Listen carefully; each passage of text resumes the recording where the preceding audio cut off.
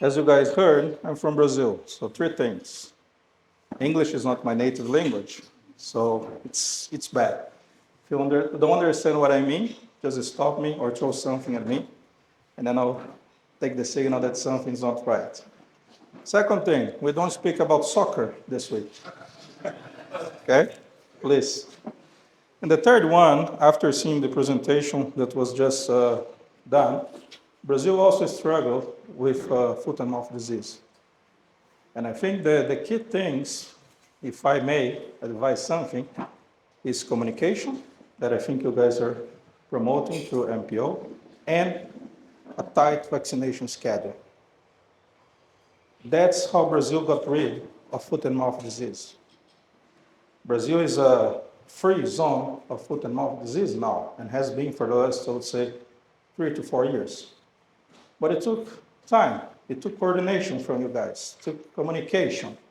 And we have, just like you, a lot of borders. So sometimes we don't know where the animals are coming from. But the response needs to be fast. And that's exactly how Brazil was able to get rid of the foot and mouth disease. In the end of the day, you guys are the ones that suffer the most.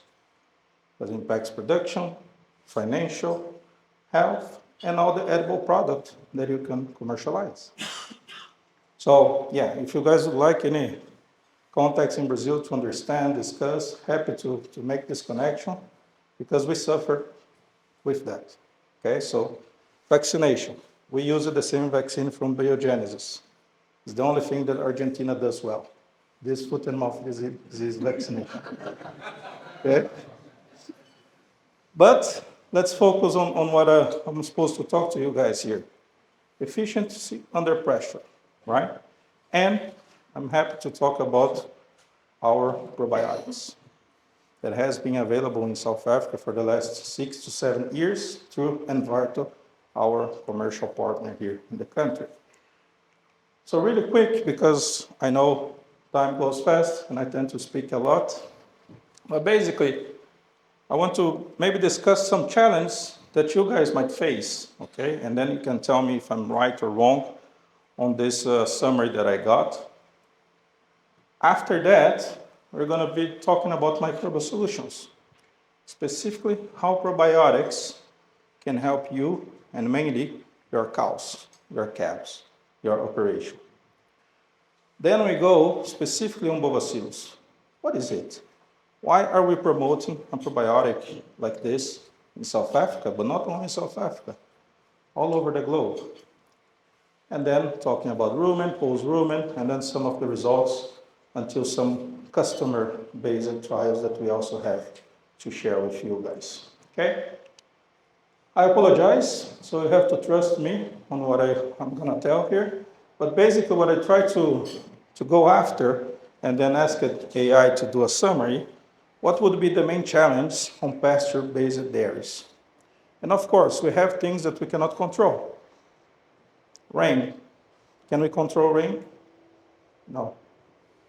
Can we control, or in advance, foot and mouth disease? No, nobody expected that. So there are some things on your scenarios that are uncontrollable. It's out of our range to decide if it happens or not. However, there are things, just like was presented here, that we can control. We can provide a better nutrition, even in the fluctuation of the raw materials that you guys might have from the dry season to the rainy season. We can control, or we can optimize animal health. So those things, for me, two things, are the main drivers that we can impact the health, performance, and financials of the dairy operation. Regardless if I'm talking about an enclosed dairy system or a pasture-based dairy. Those are things that we can control. And then, just out of curiosity, I was reading some papers, and I apologize because these are Irish papers, okay? But I was trying to understand from farmer surveys what would be the main concerns in pasture-based dairies. And this is, all this information is coming from Ireland, okay? And basically, what is coming on top of the surveys are animal health and the disease associated with the transition period. So it tells me that, well, we can do a good management in the transition period to optimize animal health. And if we do a good transition period, I hope you guys agree with me, this has a beneficial effect throughout the lactation of that cow. How do we know that? Well, again, I apologize. But these are just references to tell you, and I'll point out to this one specifically. So you see 1 versus 0. And this is enclosed dairies, okay? But basically, if my transition cow in the first 21 days post-calving has one adverse health event, let's say my cow has metritis. Throughout the lactation, she's producing 357 kilos less milk. So if we divide that by 305, 1.2 kilos less of milk per cow per day. Just because she had one adverse health event in the first 21 days post-calving. But how about if my cow has mastitis and metritis? Well, this number almost double. So this tells us, or at least me, health is going to drive the performance of your animals. It's not the other way around. Health always is going to be first. And because the animals are healthier, they are more productive. So we need to ensure that our cows, our calves, they are healthier. And then the same way here, right? This is much more focused on calves. Basically, calves that have diarrhea, they grow less. If they grow less, they have slower puberty attainment. And over time, they produce less milk, they produce less solids. And not only the first lactation, throughout the productive life. So this also tells us that, well, health is paramount also for my newly born calf. It can impact my whole productive life. What does it mean, right? Again, sorry, it's a bad figure. But what I'm showing you here is that when the cows have inflammation, we saw some data on mastitis. It's the same way if you do think about metritis, it's inflammation, right? But sometimes we think only mastitis, oh, it's impacting only the mammary gland. Or if I have metritis, oh, it's impacting only my reproductive tissue. No. When the cows have inflammation, everything is impacted in the animal. And this is an example. What I'm showing you here is that when the cows have inflammation, so this black line, the degradation of the fiber in the rumen is lower. If the degradation of the fiber is lower, what happens to your cows? What happens to the intake? What happens to the milk production? Just to think about. So inflammation has a direct effect on the target site, but has a systemic effect. Because if the rumen is not functioning properly, well, we are not degrading the nutrients as we should. We are not producing the energy that the animal needs. And in the end of the day, we're not producing the milk that you guys need to pay the expense. And again, why does it matter? Because basically, again, for each unit improvement on fiber digestion, intake can increase by roughly 200 grams, and mainly fat-corrected milk can increase roughly by 250 grams. This is just if I increase from 44 to 45% the digestion of the fiber in the rumen. Why in the rumen? Because more than 90% of the fiber digestion happens in the rumen. So that's why we need to optimize and maximize the fiber faster degradation at the rumen level. Okay? And one thing that you guys were talking about, right? Diarrhea, disease.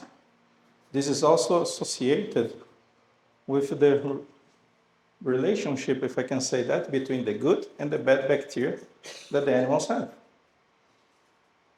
You heard about E. coli. Is E. coli a good or a bad bug? Most of the times. Bad. Salmonella, is it good or bad? Bad. Clostridium, is it good or bad? Bad. Cryptosporidium, is it good or bad? Bad, right? So usually, when we have more of the bad bacteria compared to the good bacteria, happens what we call leaky gut. So basically, the ability of the cow or the calf to maintain a good nutrient absorption and integrity of the cells is disrupted. Of course, we're focusing on the bacteria side, but mycotoxin can also cause leaky gut.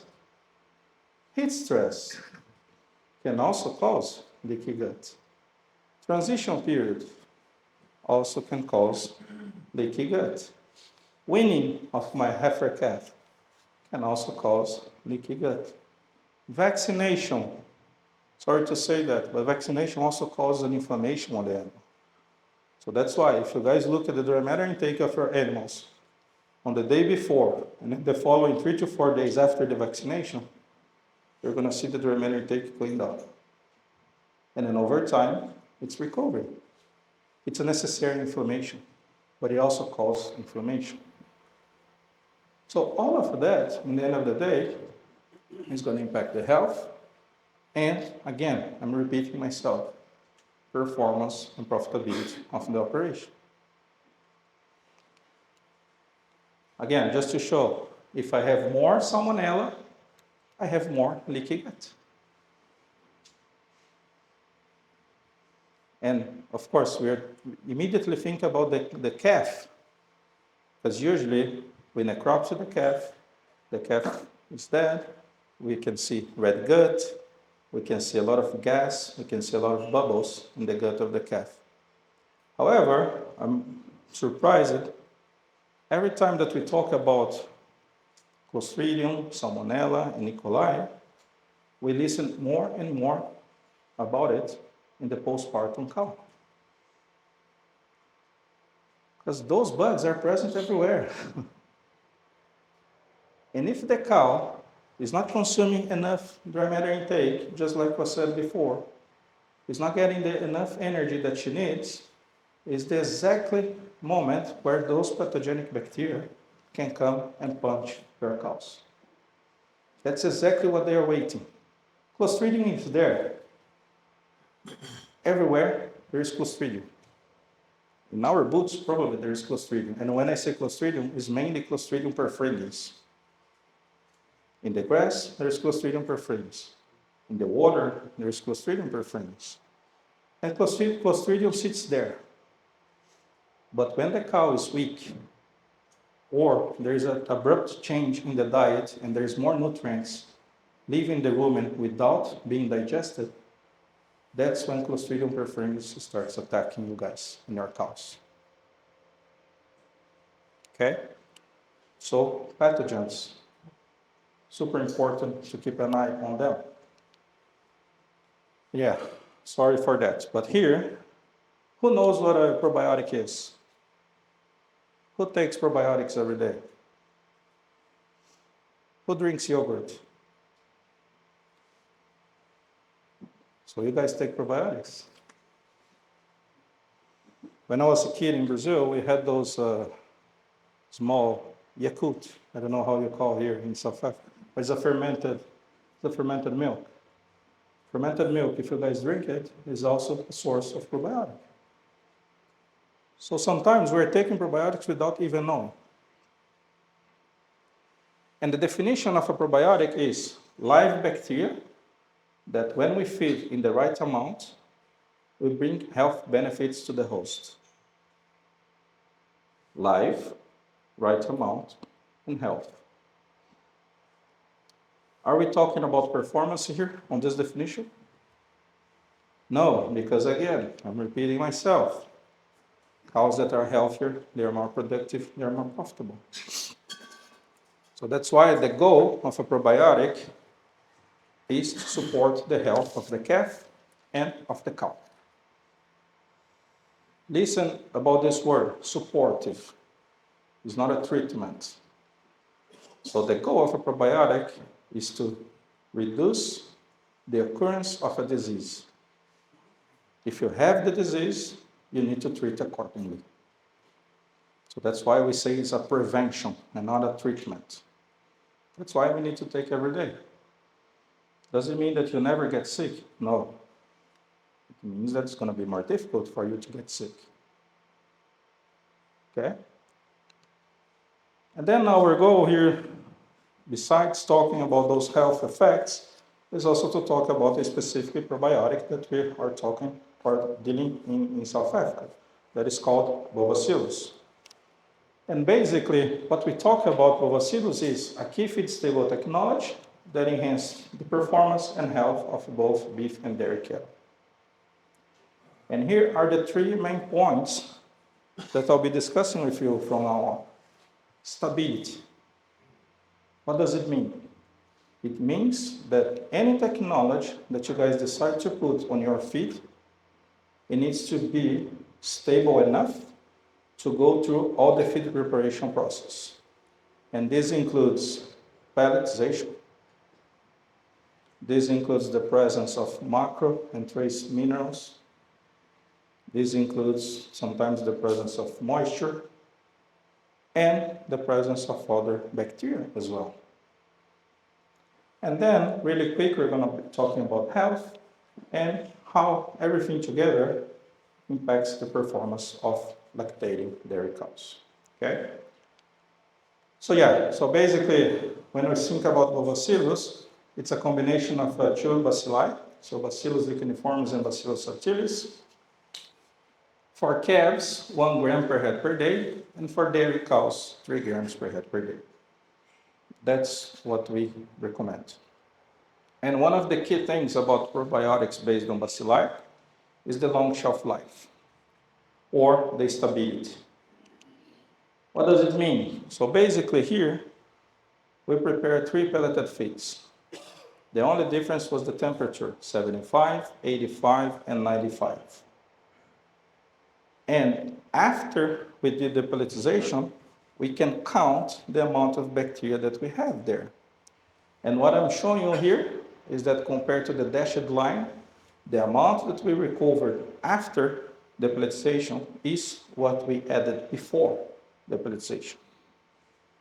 So it tells you that a probiotic, like Bovacillus, is thermostable. But it remains stable over time.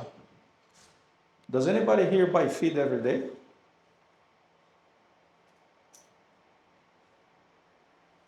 Yes, no? Most of the times that's the answer. So it means, again, the technology that you decide to use, it needs to remain stable until you decide to use according to the expiration date. So basically what we did, we took the same pelleted samples, and then we kept them for up to 6 months after the pelletization. And then over time, we were doing the counts of the bacilli. And basically, what is key is that 6 months after was the same count as time 0. So you don't lose the bacteria during the storage process. The bacteria is there and remains there. Okay? And if we go to a more commercial scenario, here is only a per mix. Okay, again, I apologize for the image, but You have to trust me because here we have months after the preparation of the premix. So basically we have 0, 1, 3, 6, and 12 months. And again, recovery is stable. So the presence of macro and trace minerals also does not impact the stability and the survival of the bacteria that we put in the premix, in this case, the Bacillus bacteria. Okay? And then the first site that a bacteria is going to arrive or reach in a cow, okay, is the rumen. So what happens in the rumen, right? Before telling the effects, you'll not see anything. But basically what we wanted to do here is just to show that the bacteria can grow in the rumen, and I hope you can see some lines here, and then in the post-rumen. Because if we are talking that a probiotic can have effects in the rumen and in the post-rumen, well, they need to grow. They need to be active. And that's what we did here. So basically we took rumen fluid, and then we took ileum, cecum, and colon fluid, and then we put the bacteria there. And then we measure the growth of those bacteria. And basically they can grow in all regions of the digestive tract. If they can grow, they can deliver the results that we expect. What kind of results? Well, bacilli, they are extremely good in producing enzymes. All bacilli are the same? No. Because just like us, we are not the same. I love soccer. It's the only time that we're going to talk about soccer today, okay? I love soccer. Does it mean I'm good? Because I'm a human being like Cristiano Ronaldo? I'm not saying Messi. Like Cristiano Ronaldo? No. It's the same analogy when you think about the bacteria. Some bacteria, they can be good in producing enzymes. Some bacteria, they can be good in producing compounds to kill Clostridium perfringens. And some are not good for anything. It happens. But what we know is that the bacilli that are in Bovacillus, they are extremely good producers of cellulase and silanase, basically fiber-degrading enzymes. Here, we took more than 90 4G-based substrates, including some of South Africa. And then we put in the rumen fluid, and then we evaluate how much fiber was degraded over 24 or 30 hours post the incubation of the feed, with or without the probiotic. Basically, without the probiotic, 40% of the fiber was digested. With the probiotic, roughly 44% of the fiber was digested. If we break down by forage type, so basically silage, we have grass silage, corn silage, pea silage, alfalfa silage, barley silage. 44% of fiber degradation without the probiotic, 48% with. Hay and straw, oat hay, oat straw, alfalfa hay, all types of hay that we can think about. 35 to 37.5. And then last but not least, grass. We have a lot of ryegrass here from Australia, for example. Basically 41 to 44.5. So different forage types, results basically roughly the same. Because those bacteria, they can produce enzymes that degrade the fiber. And that's the impact that could have on your operation or pasture-based dairies. But not only that, so basically, we also took concentrates from the Netherlands. Why the Netherlands? Because we have a partner there that supplied all the substrates to us. And basically, we increased the NDF degradation of those concentrate feeds from 30 to 35.5. Different feed types, different qualities, different profiles. But the enzymatic activity at the rumen level is something that Bovacillus can help you with. And then we go to the post-rumen effects. I have 15 minutes more. Yeah. Then we go to the post-rumen effects, and it's 100% associated with health, gut health. And I joke that after methane, sustainability and methane, gut health and leaky gut is the second most spoken term that I listen everywhere I go. First question, Bruno, bacillus reduces methane? I say no. How about gut health? Yes, then I can show something, right? Again, sorry, you don't have to believe me, but here what we did, we just did what we call a pathogen inhibition assay. So we took the 5 serotypes of Clostridium perfringens, and then we put with our probiotic bacteria.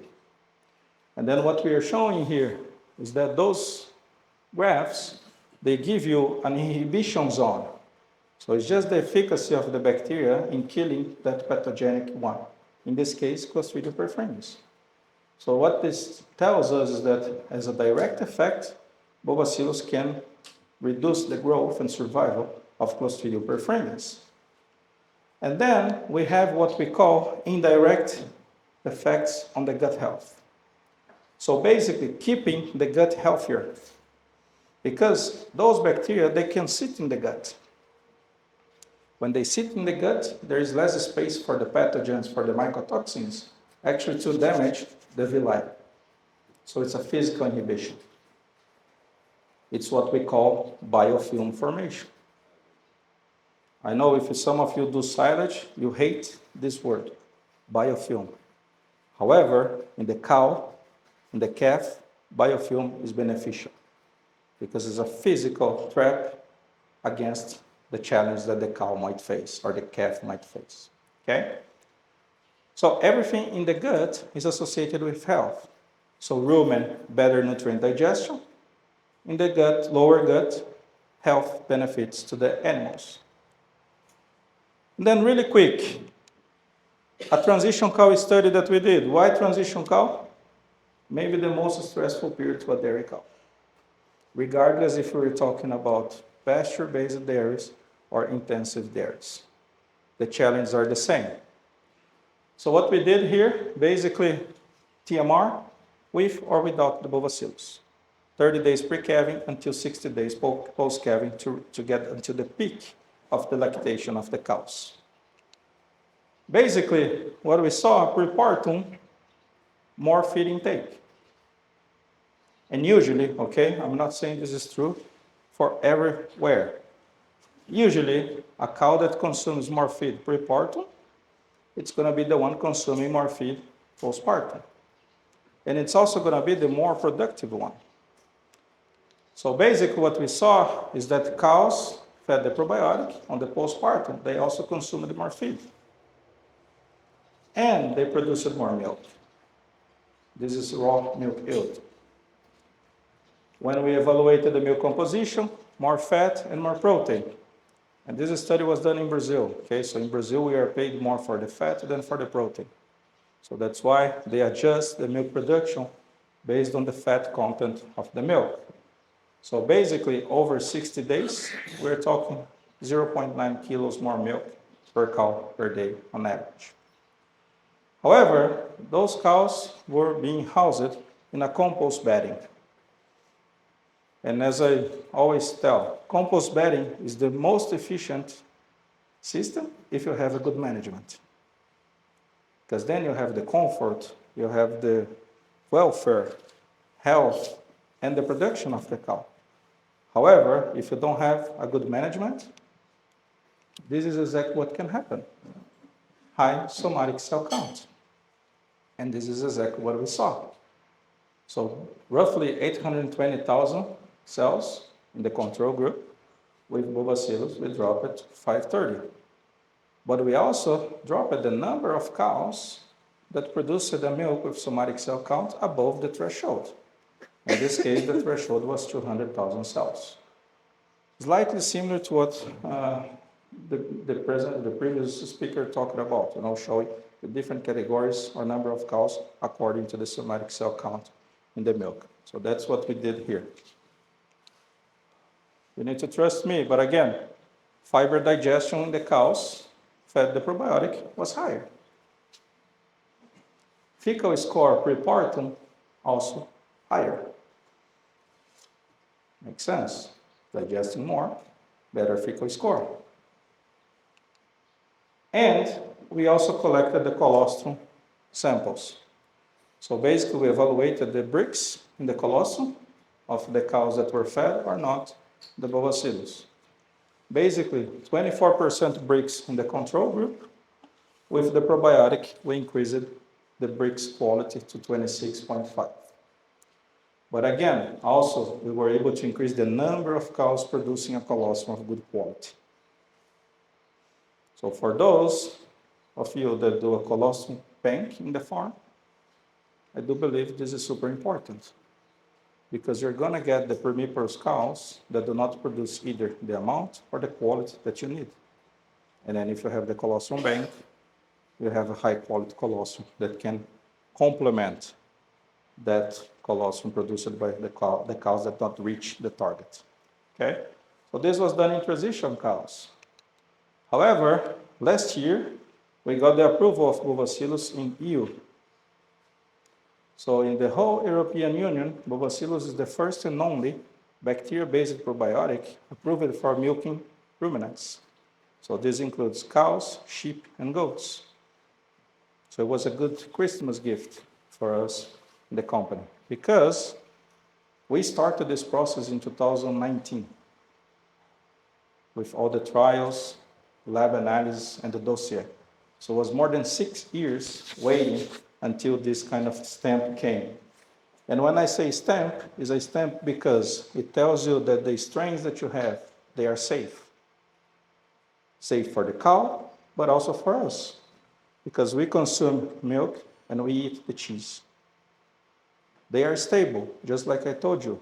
Those pellet stability studies that I showed you were the ones that we submitted to the EU Commission.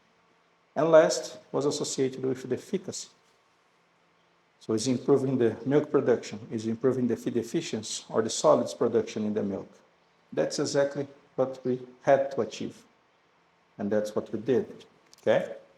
So overall, and this is a summary of the studies, so we did studies in US, EU, in different parts of EU, so we have PMRs, we have a study done in the Netherlands with high proportion of forage in the diet. But overall, what we are showing here is that bovacillus can increase milk yield roughly by 2.6%. I'll not talk about absolute numbers, because we're talking about cows between 35 and 42 kilos of milk, okay? So as a relative improvement, 2.6% improvement on milk yield. Also, some change, and mainly in protein and lactose, on solids yield. And because we are producing more with the same amount of feed, statistically speaking, feed efficiency went up. Feed efficiency is one of the most important KPIs we can use. I know in the dairy, pasture-based dairy, it's super difficult to evaluate that. But feed efficiency is the amount of milk produced per kilogram of feed consumed. It's one of the best metrics to evaluate the efficacy or the profitability of the dairies. So just a quick calculation that Willie and I did, okay? So basically, and I don't know if that's number too far, but 1 kilogram of milk, 7.8 Randy, maybe a little bit less. And then if we took the improvement of 2.6% in a 20 kilo milking cow, that would give us 0.52 kilos extra milk. Then the cost of bovacillus would be 0.6 Randy per cow per day, or 219 Randys per cow per year. Basically, we're getting 4.6 to 1 as an ROI. Quick and dirty calculation that we did. We're not even considering anything associated with colostrum quality, as in Europe, they are considering that. But just to keep in mind how a microbial solution can help you on a day-to-day operation, okay? Again, just case studies that we did, Spain and Italy, start feeding bovacillus prior to the calving, more milk, and better reproduction, because the cows were healthier, less ketosis, less death per cooled cows. That's what a probiotic should give us, better health. If they are healthier, they are more productive. And then let me go just to New Zealand. So this is a case customer-based study that we did before and after. 1 year before, they were feeding competitor plus a postbiotic. Then the year after with bovacillus, 3 grams per head per day. Basically, you can see the after as the dark line and the before, the green light line.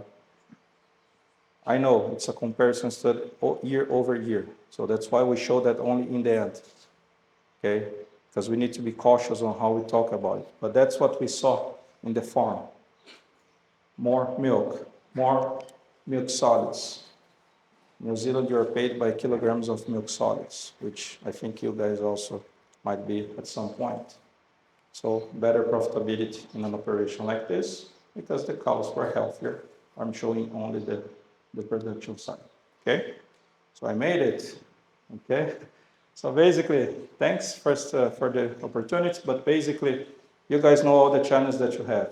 Okay, I'm not here to repeat myself. Even after the foot and mouth disease, I don't have the place to talk about the challenges that you guys have. But think about the probiotics as a supportive tool. The same way is a supportive tool for me, can be a supportive tool for you and your farm. And the healthier cows, they are more productive. If they're more productive, you guys are making more money. That's what we want, okay? Thank you. I'll be glad to take any questions that you might have.